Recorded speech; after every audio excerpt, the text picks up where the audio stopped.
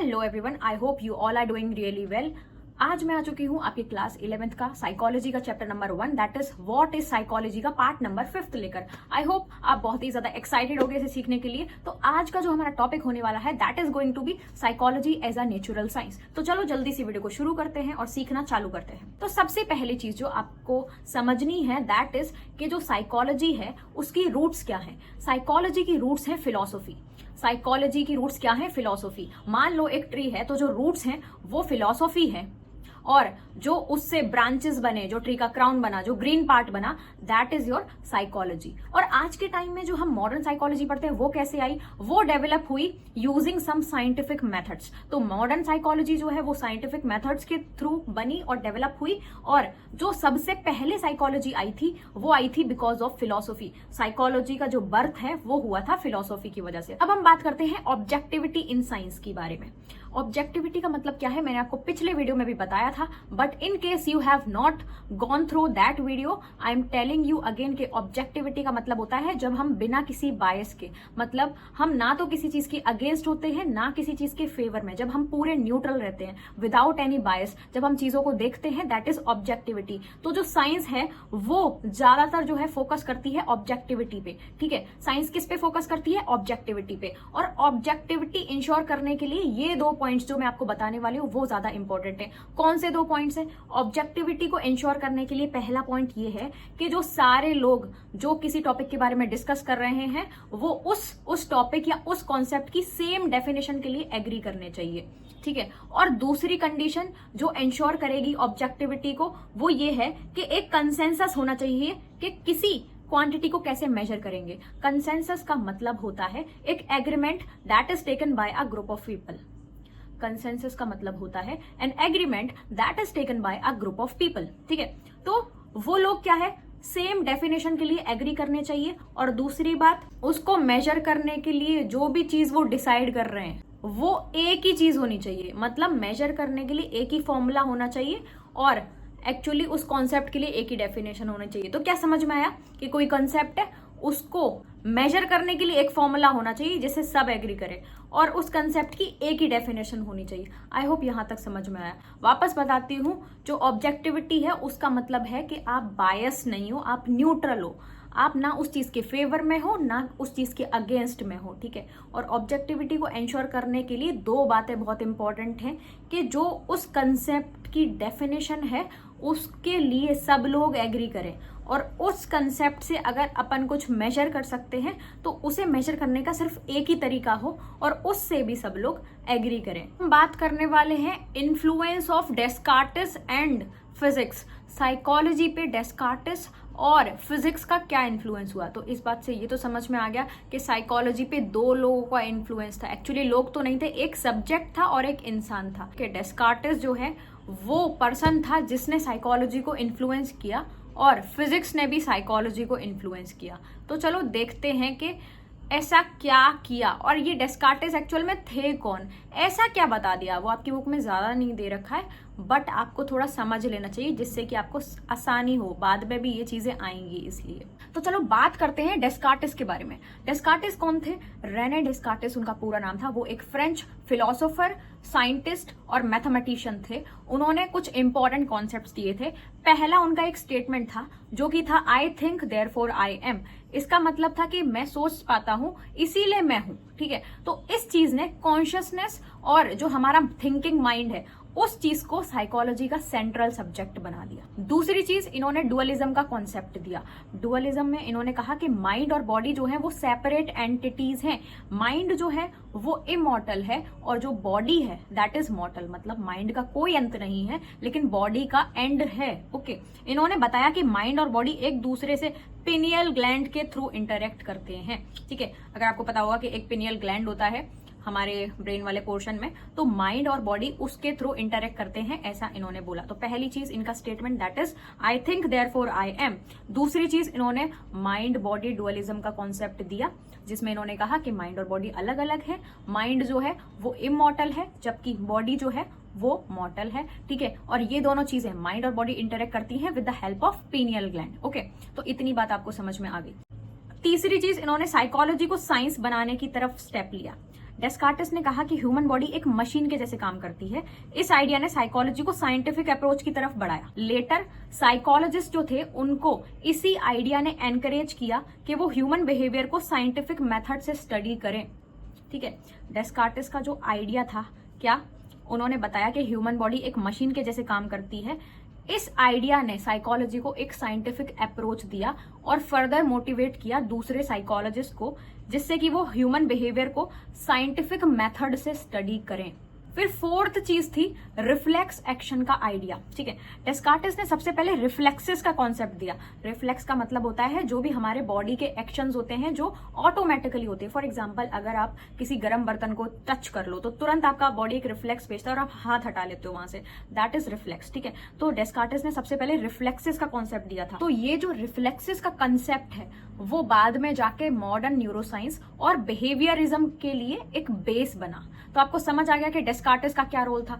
तो ये सारे कॉन्ट्रीब्यूशन थे डेस्कार्टिस के। ठीक है, तो डेस्कार्टिस ने ना काफी ज्यादा इन्फ्लुएंस किया साइकोलॉजी के डेवलपमेंट में। ठीक है, तो किन दो चीजों का बहुत ज्यादा इन्फ्लुएंस हुआ साइकोलॉजी के डेवलपमेंट में? पहली चीज, पहला इंसान, ही वॉज डेस्कार्टिस, एंड दूसरी चीज फिजिक्स का भी बहुत ज्यादा इन्फ्लुएंस था। एक एग्जाम्पल की हेल्प से आपको समझाती हूँ। देखो, फिजिक्स में न्यूटन ने बताया कि to every action there is an equal and opposite reaction. ठीक है, तो साइकोलॉजी में इसे क्या कहते हैं कि साइकोलॉजी में जो बिहेवियरिज्म था उसने कहा कि हर स्टिमुलस का एक रिस्पॉन्स होता है। यहाँ पे बस स्टिमुलस और रिस्पॉन्स बोल दिया है, जबकि न्यूटन के लॉ में एक्शन एंड रिएक्शन वाली चीज थी। ठीक है, तो ये चीज है। तो फिजिक्स ने भी काफी ज्यादा इन्फ्लुएंस किया साइकोलॉजी को, और इन दो चीजों की वजह से साइकोलॉजी ने डेवलप किया एक हाइपोथेटिको डिडक्टिव मॉडल। कौन सा model? HDM, hypothetico deductive model. Let's talk about hypothetico deductive model, that is HDM। पहली चीज इसमें होती है हाइपोथेसिस, दूसरी चीज होती है डिडक्शन, तीसरी चीज होती है एक्सपेरिमेंट, चौथी चीज होती है ऑब्जर्वेशन, और पांचवी चीज होती है कंक्लूजन।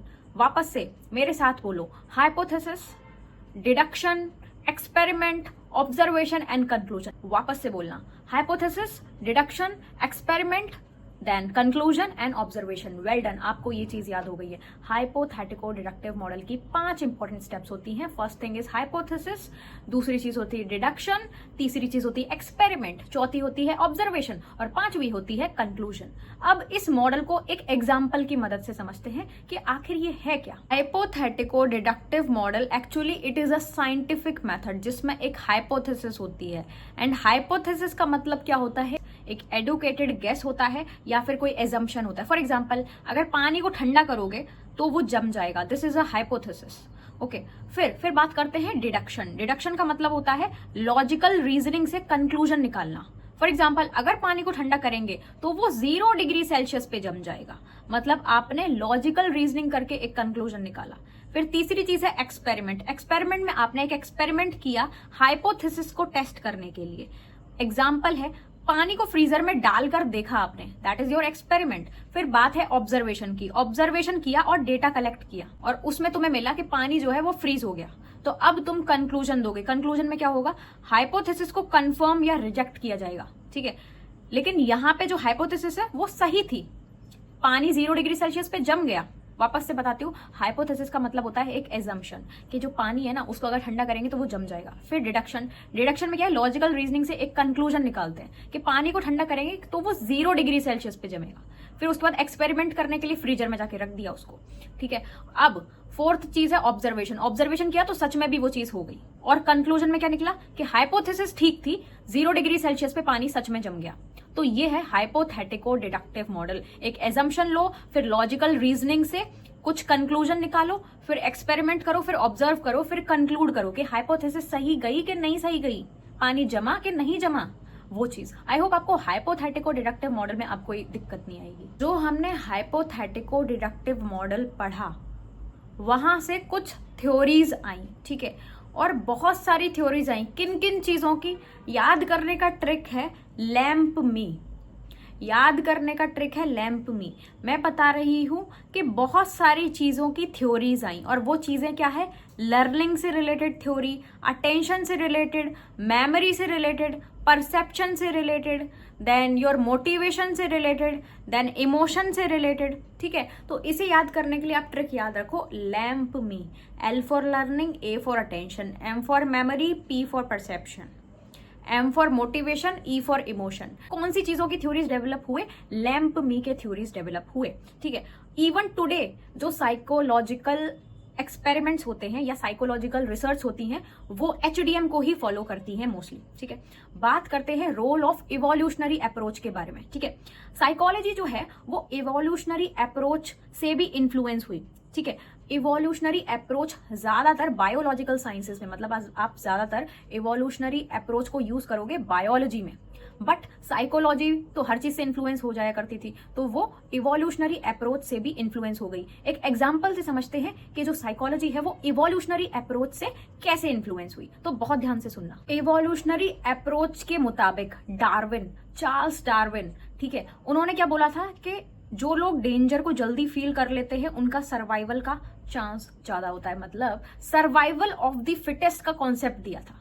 ठीक है, डेंजर को जल्दी पता कर लोगे तो सर्वाइव अच्छे से कर पाओगे ना, क्योंकि तुमने डेंजर को पता कर लिया तो तुम उससे बचने की कोशिश करोगे। This is the survival of the fittest, जो कि डार्विन ने कहा था इन द इवोल्यूशनरी कंटेक्स्ट। लेकिन साइकोलॉजी ने क्या बोला कि जो फियर है यानी कि जो डर है वो एक यूजफुल इमोशन है जो हमें डेंजर से बचाता है।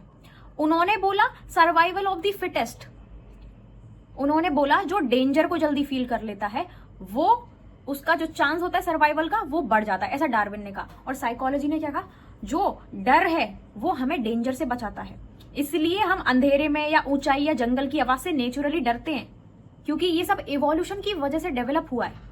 आई होप आपको समझ आया हो कि जो इवोल्यूशनरी अप्रोच है उसने कैसे साइकोलॉजी को इन्फ्लुएंस किया। डार्विन ने कहा था कि जो लोग डेंजर को जल्दी फील कर लेते हैं उनका सर्वाइवल का चांस बढ़ जाता है। साइकोलॉजी ने क्या बोला कि जो डर है वो एक यूजफुल इमोशन है जो हमें डेंजर से बचाता है, इसीलिए हम अंधेरे या हाइट उससे अपन नेचुरली डरते हैं, क्योंकि ये सारी चीजें इवोल्यूशन की वजह से डेवलप हुई।